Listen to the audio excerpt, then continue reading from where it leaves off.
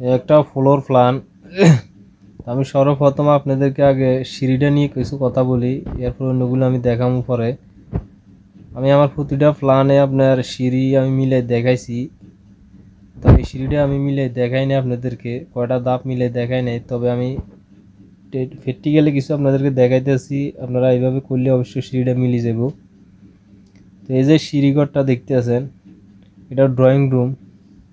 তো এখানে এমনি আছে 14 ফিট, এভাবে আছে 15 ফিট, ঠিক আছে। আর এই যে টেরেসটা আছে, এই টেরেসটা এটা এমনি আমরা 2 ফিটের, এদিকে 2 ফিট কাটাইবো, এদিকে 2 ফিট কাটাইবো, তাহলে 14তে 2 2 সাইজ যাইলে আরো 10 ফিট, এটা এমনি 10 ফিট থাকবো, ঠিক আছে।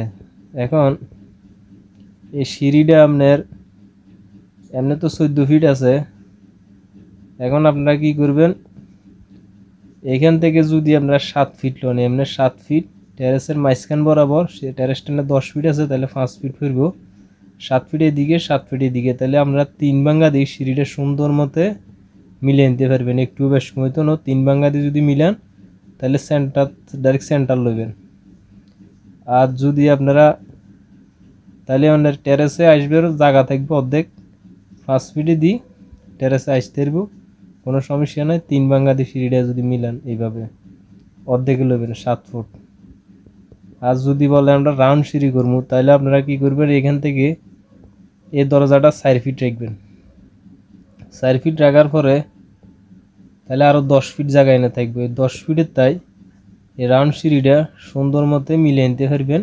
20টা ধাপ দিই সুন্দর মতে মিলি যাবে বই, ঠিক আছে। অবশ্যই আমি আপনাদেরকে বুঝাতে পারছি, তবে এই সিঁড়িটা আমি এই জন্য আপনাদেরকে দেখাই দিলাম আমরা এটা কিভাবে মিলাবেন, কারণ আমি এটা সিঁড়িটা মিলাই নাই, ঠিক আছে। তো আর এখানে ঘরটা এইভাবে আছে 38 ফিট, এভাবে আছে 40 ফিট, তাহলে হইতেছে 1520 ফিট স্কোয়ারে। এখানে 4টা বেডরুম, একটা ডাইনিং, একটা ড্রয়িং রুম, 3টা টয়লেট, একটা কিচেন, 2টা বারান্দা এবং একটা টেরেস সিঁড়ি আছে এটার মধ্যে। তো এখানে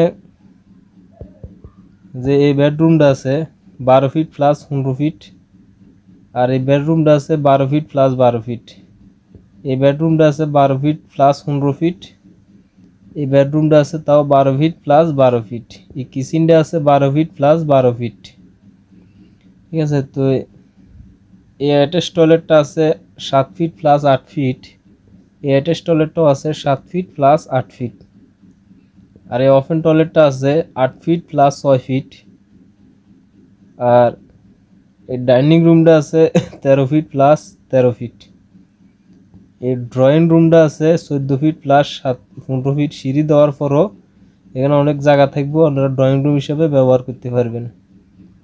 আর এই যে বারান্দাটা আছে 4 ফিট প্লাস 11 ফিট, এই বারান্দাটাও 4 ফিট প্লাস 11 ফিট, এখান থেকে ফিলের তো 1 ফিট কাটা থাকবে, ওইদিকে 1 ফিট কাটা থাকবে। তো এইখানে এই যে মাপটা আছে এটা হলো ক্লিয়ার মাপ, মানে ঘরের ভিতরে ক্লিয়ার মাপটা আছে এখানে, ঠিক আছে। তো এই ঘরটা ফিলার দেওয়া হয়েছে, যাই আপনার এগুলো হলো জানালা, এগুলো হলো জানালা, এই নীলগুলো যা দেখতেছেন জানালা, এগুলো জানালা, এটা হলো টেরেস। এমনি 10 ফিট রায়, আর বাকি এদিকে ম্যাক্সিমাম মনে করেন 12 ফিট বা 14 ফিট এভাবে রাখতে পারেন, সমস্যা নাই। টেরেস যত বড় এত সুন্দর হয় ঘর, ঠিক আছে। আর এখানে ফিলার দেওয়া হয়েছে 1টা 2টা 3টা 4টা 5টা 6টা 7টা 8টা 9টা 10টা 11টা 12টা 13টা 14টা 15টা 16টা ফিলার উপরে 1520 ফিট স্কোয়ারে ঘরটা হয়। আশা করি আমি আপনাদেরকে বুঝাইতে পারছি সিঁড়িটা, আপনারা আমি যেভাবে দেখাইছি যদি এভাবে আপনারা করতে পারেন তাহলে বরাবর মিলে যাব। আমি 2 ভাঁজে আপনাদেরকে দেখাইছি। রাউন্ড সিঁড়ি তো কীভাবে মাপ নেবেন, আর 3 ভাঙা সিঁড়ি তো কীভাবে মাপটা নেবেন, তাহলে অবশ্যই সিঁড়িটা মিলে যাব, একটু বেশ কমিত না। আর আমি এখানে যেভাবে মাপটা দিছি এভাবে যদি আপনারা করেন, এইভাবে বরাবর এখানে রুমে যে মাপ আছে এইভাবে আপনারা মাপটা পাই যাবেন, কোনো বেশ কমিত না, ঠিক আছে। তো আর পিসি একটু সমস্যা, এই জন্য আপনাদেরকে আমি এই মোবাইল এটি আমি আগে বানাইছিলাম, যে আগে মোবাইল আসিল, তাই আমি আপনাদেরকে দেখাইতেছি। অবশ্য অতি তাড়াতাড়ি আপনারা পিসিতে প্ল্যানগুলো আবার আগের মতন দেখতে পারবেন। ঠিক আছে, তো সবাই ভালো থাকেন।